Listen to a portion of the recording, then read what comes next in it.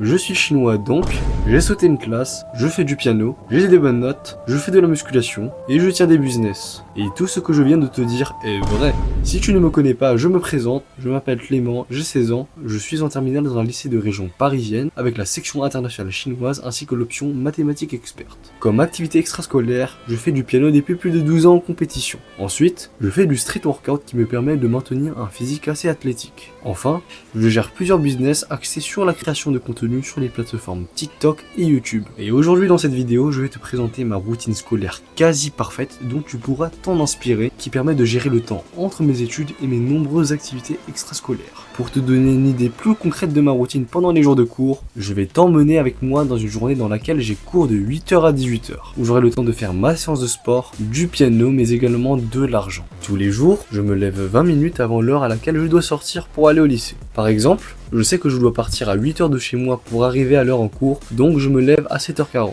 Dès le réveil, je fais tout de suite 15 pompes pour dire à tout mon corps qu'il faut se réveiller. Ensuite, je prends mon petit déjeuner, me brosse les dents, puis m'habille pour aller en cours. Ensuite, je vais au lycée et après mes 2 premières heures de cours, j'obtiens ma première récréation dans laquelle je me repose. Personnellement, je pense qu'il est important de prendre des pauses pour pouvoir se relaxer et mieux travailler ensuite. De plus, une récréation ne dure que 15 minutes, ce qui n'est pas suffisant pour pouvoir te plonger dans un état de concentration qui te permettra de travailler d'une façon optimale. Pendant une récréation en général, je discute avec mes amis et lorsqu'ils ne sont pas là, je me rends sur mes comptes TikTok et YouTube pour surveiller mes stats et voir ce qui va et ce qui ne va pas. Après 2 autres heures de cours, il est enfin midi, mais je ne vais pas manger à la cantine tout de suite. Pour moi, faire la queue avec tout le monde est une perte de temps et c'est pour cette raison que je préfère manger au second service. Pendant que les autres font la queue, 2 possibilités s'offrent à moi. La première, c'est de faire ma séance de sport, car comme ça, je n'aurai pas à la faire le soir même. Je ne sais pas si c'est ton cas, mais à côté de mon lycée, il y a justement un parc, et généralement je me rends à ce parc avec mes amis pour pouvoir faire ma séance. Et la seconde option, c'est de trouver un endroit calme où je pourrais travailler sur mes projets. Ma pause du midi dure de 12h15 à 13h35. Et lorsque je travaille, j'évite les endroits bruyants comme le foyer ou la cour pour pouvoir m'installer dans des endroits plus calmes comme les couloirs par exemple. De plus, en mangeant au 2e service à la cantine, tu as plus de chances d'avoir du rab.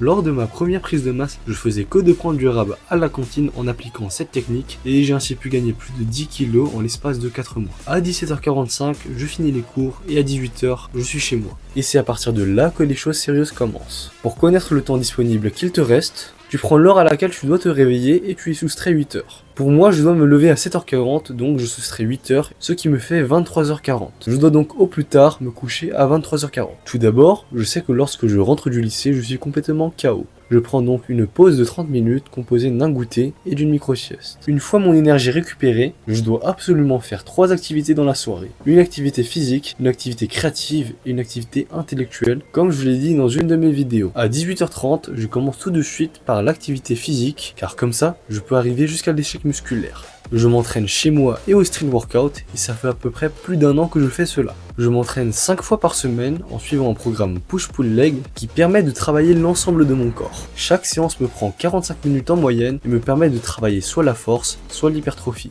Et toutes mes séances sont réalisées quasiment sans matériel et j'en parlerai dans une de mes prochaines vidéos. Et tout de suite après la séance, je fonce me doucher parce que sinon ça pue. La sueur c'est pas agréable et ça va pas te permettre de te concentrer si tu veux bien travailler. J'applique également des produits nettoyants sur mon visage parce que j'ai pas envie de ressembler à une calculatrice à 16 ans. Ensuite, je me donne 30 minutes pour dîner, ce qui est largement suffisant. Personnellement, je m'interdis de regarder les écrans lorsque je mange, car comme ça, je gagne du temps qui me permet de le consacrer aux activités qui arrivent. Mais tout de suite après manger, je ne commence pas par une activité, mais plutôt par une corvée, qui est les devoirs. C'est tellement éclaté ce truc. Bref, je pense qu'il est toujours nécessaire de commencer par les choses qu'on aime le moins, pour pouvoir se débarrasser de cette tâche, comme le dit le dicton, vite fait, bien fait. Ensuite, il me reste 2 activités à faire. L'activité créative qui permet l'épanouissement dans un domaine artistique, et l'activité intellectuelle qui te permet d'apprendre une compétence qui t'est utile. Personnellement, je commence par l'activité créative que je préfère. Je parle bien évidemment du piano, qui est l'instrument cliché à faire lorsque tu es chinois. Je m'entraîne environ 1 heure par jour, ce qui me permet de maintenir un répertoire de haut niveau d'à peu près 30 minutes. Si tu ne joues d'aucun instrument et n'as aucune activité artistique, c'est pas grave, tu passes à la prochaine activité, comme ça tu auras 2 fois plus de temps.